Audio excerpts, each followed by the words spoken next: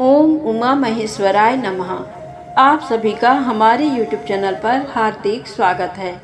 ज्येष्ठ मास महात्म्य में आज सुने आगे की कथा।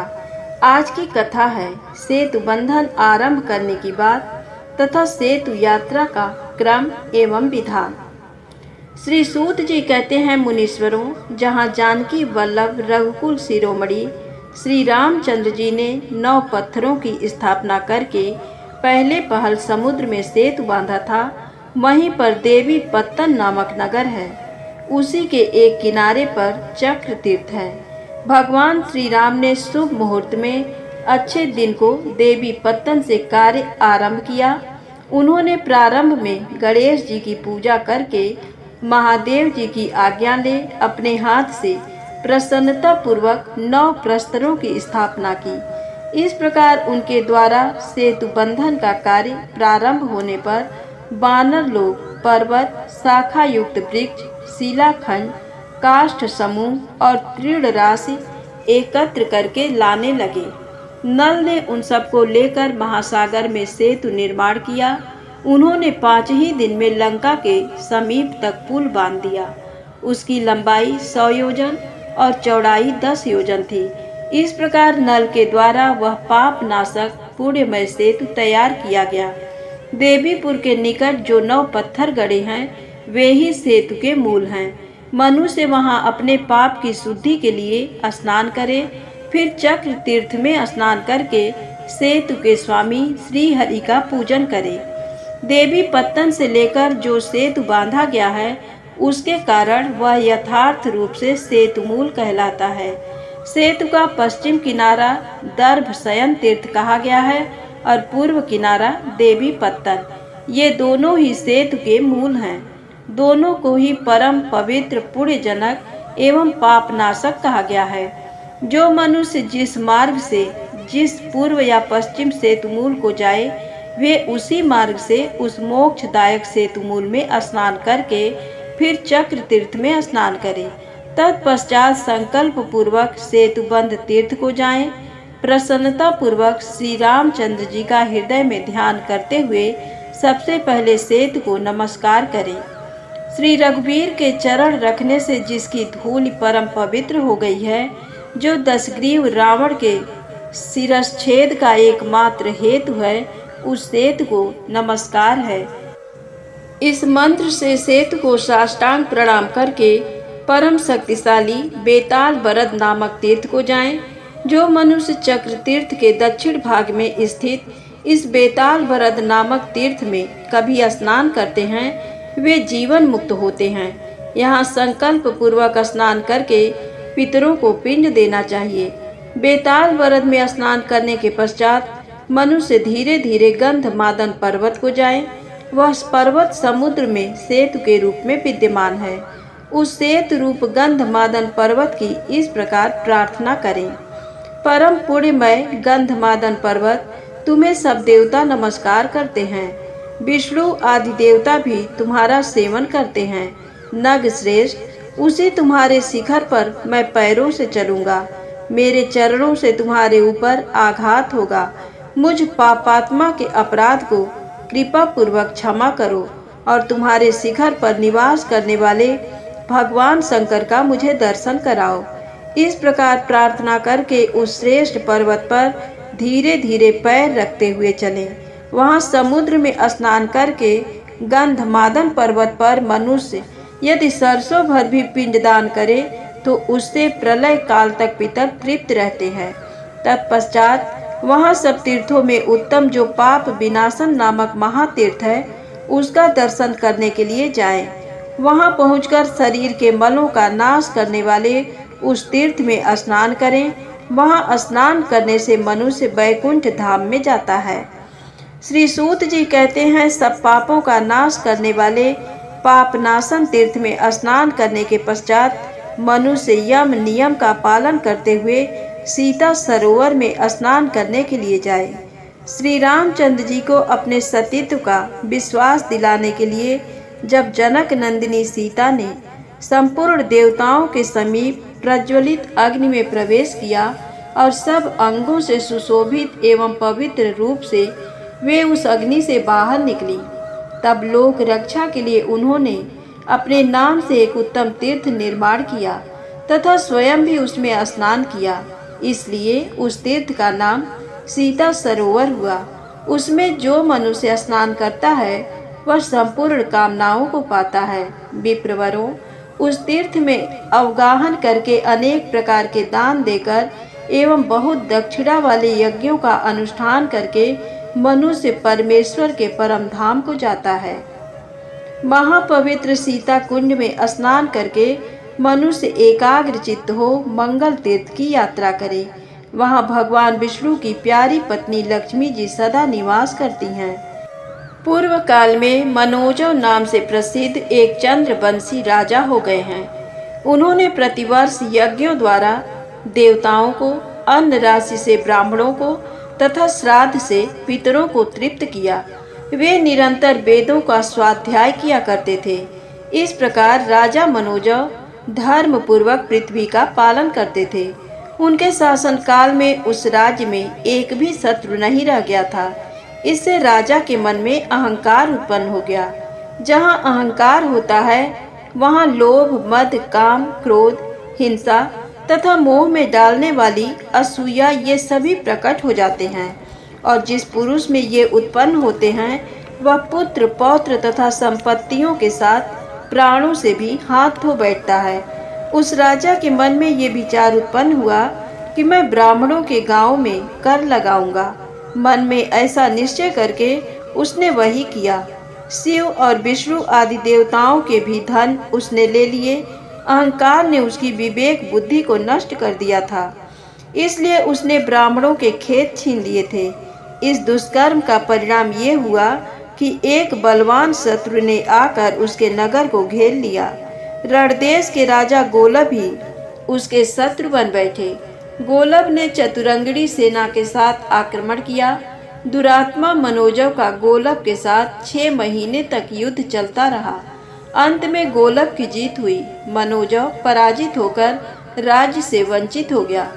उसने अपनी स्त्री और पुत्र के साथ वन का आश्रय लिया। गोलब उस राज्य का पालन करते हुए दीर्घ काल तक मनोजवपुर में टिके रहे। इधर एक दिन मनोजव का बालक पुत्र क्षुधा से पीड़ित हो माता पिता से खाने के लिए अन्न मांगने लगा। पिताजी, मुझे खाने को दो। माँ, मुझे भोजन दो, बहुत भूख लगी है। पुत्र का ये करुणाजनक वचन सुनकर माता पिता शोक से पीड़ित हो सहसा मूर्छित हो गए। कुछ चेत होने पर राजा ने अपनी स्त्री से कहा, सुमित्रे, मैं क्या करूं, कहाँ जाऊं, मेरी क्या गति होगी? मेरा ये पुत्र भूख से पीड़ित होकर थोड़ी ही देर में मर जाएगा। हाय, मैंने ब्राह्मणों के खेत छीन लिए, विष्णु और शिव आदि देवताओं के धन का हरण कर लिया। इस प्रकार दुष्कर्म की अधिकता के कारण ही गोलब ने मुझे परास्त किया है। मेरे पास अन्न का एक दाना भी नहीं है। मैं निर्धन हूँ, दुखी हूँ और स्वयं भी भूखा प्यासा हूँ। इस समय इस भूखे बालक को कैसे अन्न दूंगा? इस प्रकार विलाप करता हुआ राजा मनोजव अत्यंत खिन्न हो पृथ्वी पर गिर पड़ा और मूर्छित हो गया। सुमित्रा पति को इस प्रकार गिरा हुआ देख उसे हृदय से लगाकर विलाप करने लगी। उसी समय मुनिवर पराशर जी स्वेच्छा से घूमते हुए वहां आ गए। उन्हें देखकर पतिव्रता सुमित्रा ने पुत्र सहित उठकर उनके चरणों में प्रणाम किया। पराशर जी ने सुमित्रा को आश्वासन देते हुए पूछा, सुंदरी, तुम कौन हो? ये कौन तुम्हारे आगे पड़ा हुआ है और ये बालक कौन है? पतिव्रता सुमित्रा बोली, मुनिश्रेष्ठ, ये मेरे पति हैं। हम दोनों से उत्पन्न ये चंद्रकांत हमारा पुत्र है। मेरे पतिदेव चंद्रवंशी राजा मनोजव हैं। ये विक्रमाढ्य के पुत्र हैं। मैं इनकी पतिव्रता पत्नी सुमित्रा हूँ। गोलब ने राजा मनोजव को युद्ध में परास्त किया है। ये राज्य से भ्रष्ट हो अवलंब शून्य होकर पत्नी और पुत्र के साथ इस भयंकर वन में चले आए हैं। यहाँ मेरे भूखे पुत्र ने हम दोनों से भोजन मांगा है। राजा अन्नहीन होने के कारण पुत्र को क्षुधा से व्याकुल देख शोक से मूर्छित होकर गिर पड़े हैं। रानी की ये बात सुनकर दयालु पराशर मुनि ने कहा, सुमित्रे, तुमको किसी प्रकार का भय नहीं होना चाहिए। अब तुम लोगों का अमंगल शीघ्र ही नष्ट हो जाएगा। यूँ कहकर मंत्र जप करते हुए भगवान शंकर का ध्यान करके पराशर जी ने अपने हाथ से राजा का स्पर्श किया। महामुनि के हाथ का स्पर्श पाते ही राजा मनोजव मूर्छा त्याग कर सहसा उठ बैठे और पराशर मुनि को प्रणाम करके हाथ जोड़कर बोले, मुने, आज आपके चरण कमलों के सेवन से मेरी मूर्छा शीघ्र ही दूर हो गई और मेरे सब पातकों का भी नाश हो गया है। जो पुण्यात्मा नहीं है उसको आपका दर्शन कदापि नहीं हो सकता। मुझे शत्रुओं ने अपने नगर से बाहर निकाल दिया है। आप अपनी कृपा दृष्टि से देखकर मेरी रक्षा कीजिए। पराशर जी बोले, राजन, तुम्हें शत्रु पर विजय पाने के लिए मैं एक उपाय बतलाता हूँ। परम पुण्यमय गंधमादन पर्वत पर जहाँ श्री रामचंद्र जी का परम पुण्यमय सेतु है, वहाँ सब ऐश्वर्यों को देने वाला मंगल तीर्थ विद्यमान है। उस सरोवर में सब लोगों का उपकार करने के लिए रघुनाथ जी लक्ष्मी स्वरूपा सीता जी के साथ सदैव स्थित रहते हैं। तुम पुत्र और स्त्री सहित वहां जाकर भक्ति पूर्वक स्नान करो। उस तीर्थ के प्रभाव से तुम्हें शीघ्र ही सब प्रकार के मंगलों की प्राप्ति होगी और युद्ध में शत्रुओं को जीतकर पुनः अपना राज्य प्राप्त कर लोगे। ऐसा कहकर राजा, रानी और बालक इन तीनों के साथ पराशर मुनि मंगल तीर्थ में स्नान के उद्देश्य से राम सेतु पर गए। वहां विधि पूर्वक संकल्प लेकर मुनि श्रेष्ठ पराशर ने स्वयं स्नान किया और राजा आदि से भी विधि पूर्वक स्नान करवाया। राजा, रानी और राजकुमार ने वहां 3 महीने तक नियम पूर्वक स्नान किया। तत्पश्चात मुनि ने राजा को राम जी के एकाक्षर मंत्र का, जो सब अनर्थों का नाश करने वाला है, उपदेश दिया।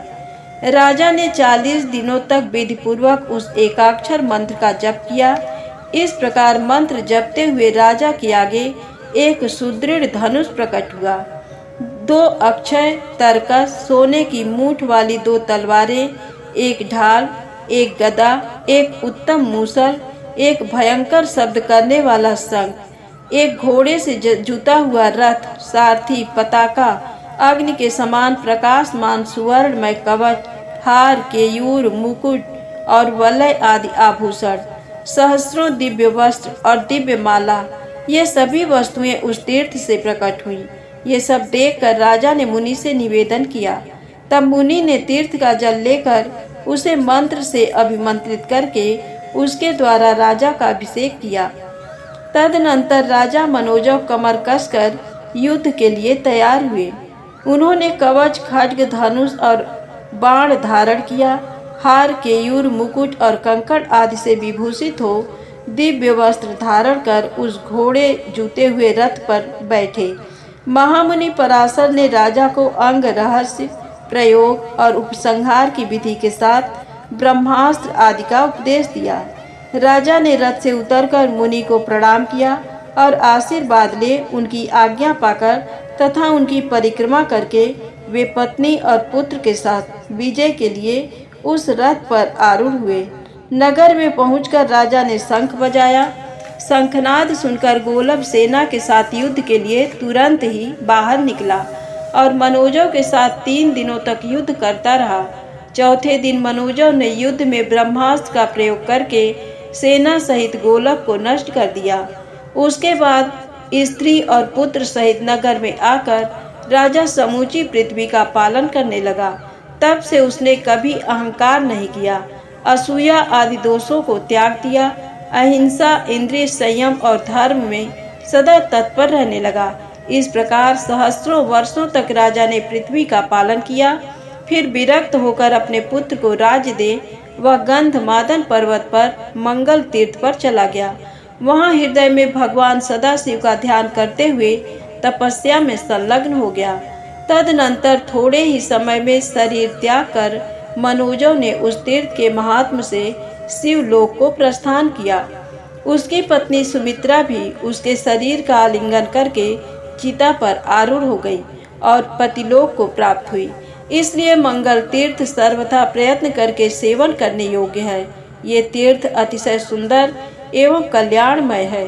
मनुष्यों को सदा भोग और मोक्ष देने वाला है। पाप राशि रूपी तिनको और रुई के ढेर को जलाने के लिए अग्नि के समान है। इसका मोक्ष के लिए सब लोग सेवन करो। धन्यवाद। प्रेम से बोलिए शंकर भगवान की जय। दोस्तों, यदि वीडियो पसंद आए तो कृपया मेरे चैनल को लाइक सब्सक्राइब करके मेरा सहयोग अवश्य करें। धन्यवाद। जय माता दी, जय भोलेनाथ।